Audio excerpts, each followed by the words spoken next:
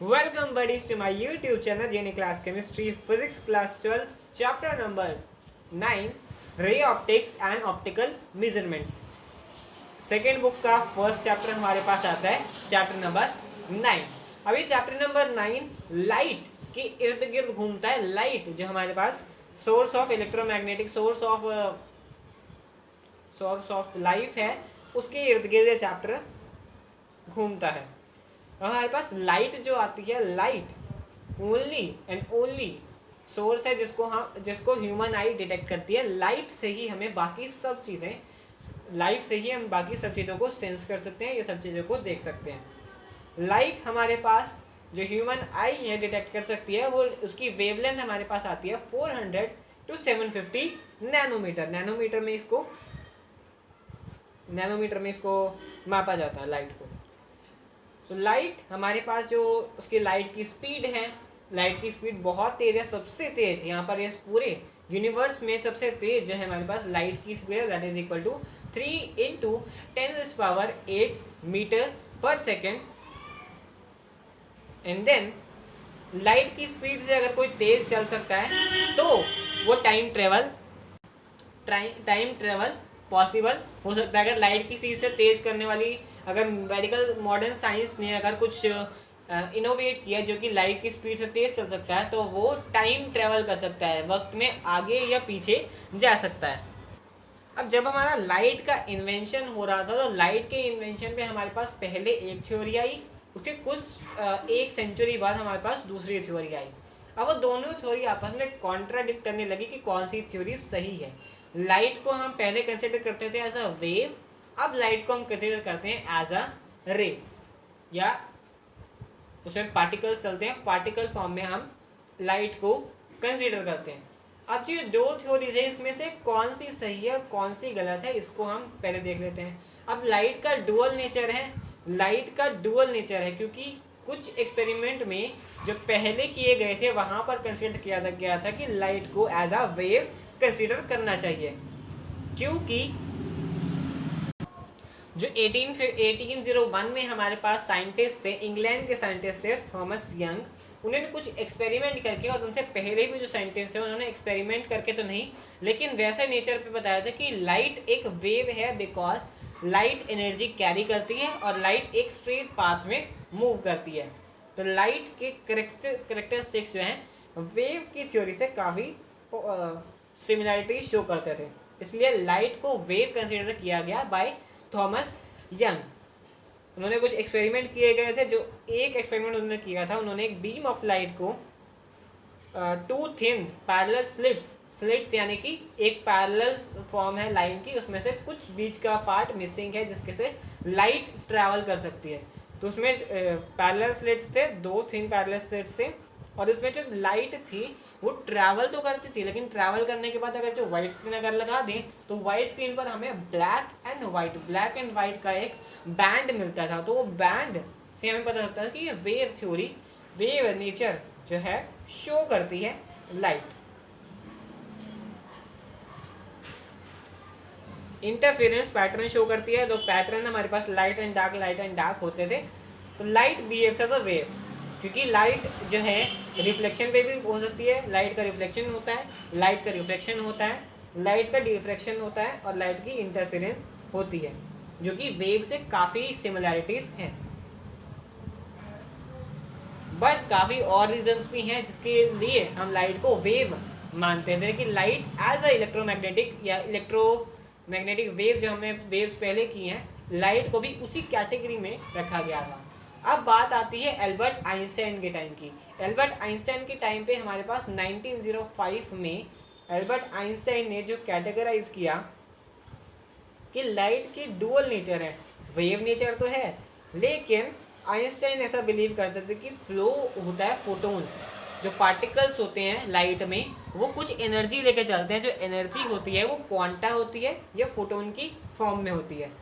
तो जो फोटोन्स हमारे पास होते हैं वो एनर्जी लेकर चलते हैं और वो एक रे की फॉर्म में चलते हैं। तो वो तो लाइट को हम कंसिडर करने लगे 1905 से। रे फॉर्म भी होती है लाइट की, और एक रे भी मानने लगे, और लाइट को हम वेव नेचर यानी कि लाइट के डुअल नेचर हो गए। कुछ एक्सपेरिमेंट्स में हम लाइट को मानेंगे कि एज अ वेव है, कुछ एक्सपेरिमेंट में हम मानेंगे लाइट जो है रे की तरह बिहेव कर रही है। तो इस चैप्टर में हम पढ़ने वाले हैं कि लाइट जो है हमारे पास रे की फॉर्म में है, जिससे हम आगे कुछ टॉपिक्स करेंगे जैसे कि रिफ्लेक्शन और कुछ ऑप्टिकल मेजरमेंट्स देखेंगे जो रिफ्लेक्शन और रिफ्लेक्शन के टॉपिक पर काम करते हैं। जैसे कि हमारे पास कुछ एग्जांपल्स भी आएंगे आगे। तो पूरे चैप्टर को हम इस रे ऑप्टिक्स है और रे हमारे पास रे थ्योरी पर यहाँ पर काम करने वाले हैं।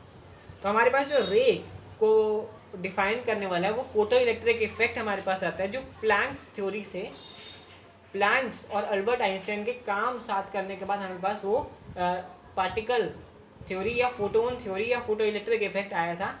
उससे जो कैटेगराइजेशन निकली दैट इज इक्वल टू रे थ्योरी, जो एल्बर्ट आइंस्टाइन ने बाद में लाइट का दूसरा नेचर हमें बताया। तो फोटोन्स जो इजेक्ट होते हैं, जैसे कि हम रे ऑफ लाइट किसे पर बनाते हैं, फोटोन्स जो इजेक्ट होते हैं, या हमारे पास एग्जांपल्स आते हैं कि जो ऑटोमेटिक चीज़ें होती हैं जो सेंसर्स की उस पर काम करती हैं, वहाँ पर हमारे पास फोटोन थ्योरी या लाइट वेव का यूज़ होता है।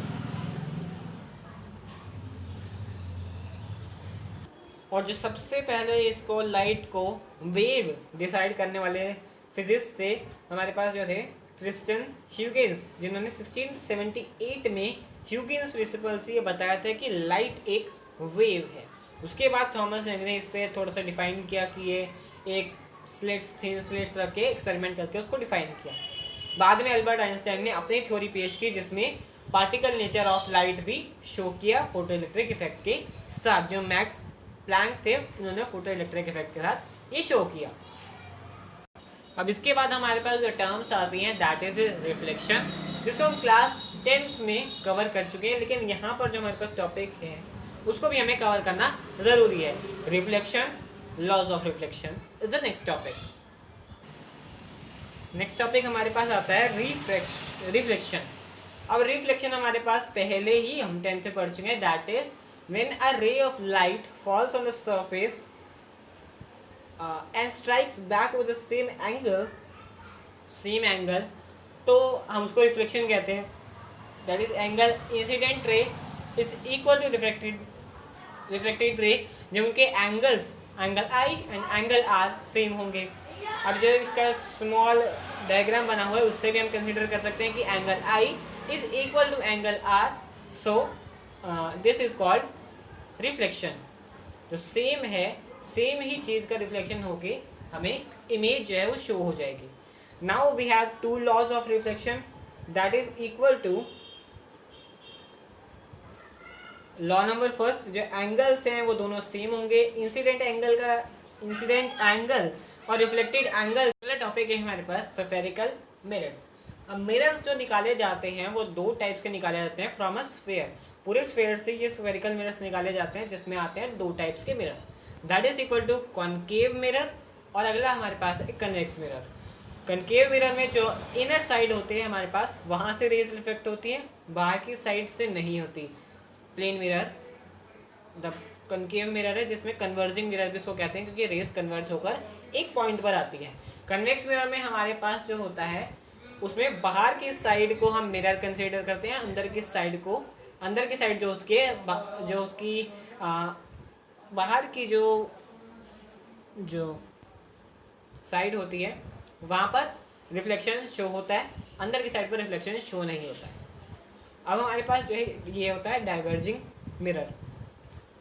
जो रेज आएंगी उसको ये कन्वर्ट कर देगा इनसाइड दिस, एक रेज आई इसको कन्वर्ट कर दिया, और यहाँ जो रेज आएंगी इसको ये डाइवर्ट कर देगा ऐसे। अगर हम स्पून का एग्जांपल लें तो स्पून में हमारे पास दोनों मिरर्स होते हैं, क्योंकि स्पून में एक साइड अंदर जो हमारे पास कनकेव मिरर होता है और बाहर की साइड कन्वेक्स मिरर होता है। अगर हम उसमें कभी अपना फेस देखें तो कनकेव मिरर में इनसाइड में हमारा फेस छोटा लगेगा, बाहर पे फेस बड़ा रहेगा। अब जो मिरर्स होते हैं उसमें साइन कन्वेक्शन हमारे पास आते हैं, जो हमारे पास जो मिरर है उसमें साइन कन्वेक्शंस आते हैं, उसको हम एक बार डिटेल में स्टडी कर लेते हैं। तो साइन कन्वेक्शन हमारे पास जो होते हैं उसमें यहाँ पर एक कनकेव मिरर हमने पहले लिया है, कन्वेक्स में भी सेम ही आते हैं। कनकेव मिरर में हमारे पास है कनकेव मिरर में हमारे पास आता है जैसे कि सबसे पहले जो मिरर है उसका एक सेंटर होगा। मिरर का सेंटर जो होगा उसको हम कहेंगे, डिनोट करेंगे P से, और मिरर के सेंटर को कहेंगे हम पोल। मिरर के सेंटर को कहेंगे हम पोल। मिरर के centre, the centre of the mirror is considered as pole. तो हमारे पास जो आता है नेक्स्ट हमारे पास आता है इस पूरे स्फेरिकल मिरर में से, स्फेरिकल मिरर जो काटा गया है वो पूरे स्फीयर में से जिसमें से काटा गया है उसका सेंटर हम यहाँ मार्क करेंगे imaginary centre, that is referred as centre of curvature. That is referred as centre of curvature. Centre of curvature का सेंटर। तो ये सेंटर हो गया। अब जो यहाँ पर एक्सिस है उसको हम कहेंगे प्रिंसिपल एक्सिस। जिस एक्सिस से हमारे पास जो प्लेन से पोल जा रहा है उसको कहेंगे हम principal axis, denoted by this principal axis, जिससे ये प्लेन जा रहा है। सेंटर ऑफ कर्वेचर से पोल से जो पास हो रही है लाइन उसको हम कहेंगे प्रिंसिपल एक्सिस। नेक्स्ट हमारे पास आता है, नेक्स्ट वी हैव फोकस। अगर हम प्रिंसिपल एक्सिस से पैरेलल रेस भेजते हैं तो वो जहाँ पर रेस जो होंगी वो एक पॉइंट पर जाकर कन्वर्ज हो जाएंगे and that point is called focus.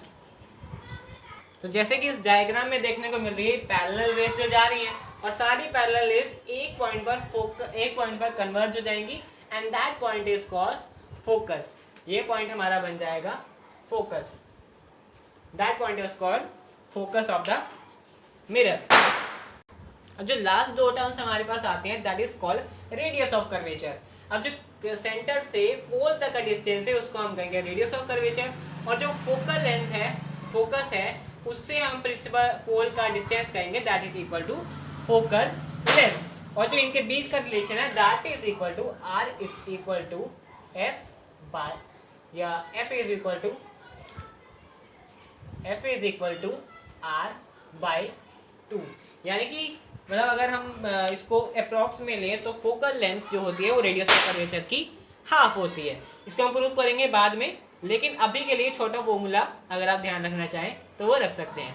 So that's all for the intro lecture. I hope you all will understand what I have taught. Thank you so much.